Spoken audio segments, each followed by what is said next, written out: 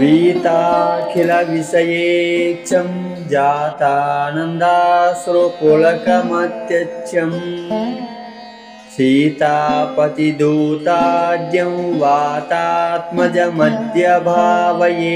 हृद्यं करुणारुणमुखकमलं करुणारसपूरपूरितापाङ्गम् सञ्जीवनमाशासे मञ्जुलमहिमानमञ्जुना भाग्यम् शम्बरवैरिशरातिगमम्बुजदलविपुललोचनोदारम् कम्बुगलमनिलदिष्टं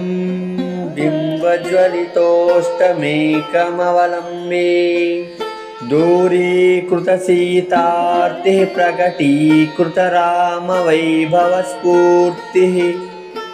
दारितदशमुखकीर्तिः पुरतो मम भातु हनुमतो मूर्तिः वानरनिकराध्यक्षं दानवकुलकुमुदरविकरसदृश्यम् दीनजनावनदीक्षं पवनतपः पाकपुञ्जमद्राक्षम् एतत्पवनसुतस्य स्तोत्रं यः पठति पञ्चरत्नाख्यं चिरमिह निखिलान् भोगान् भुक्त्वा श्रीरामभक्तिभाग्भवति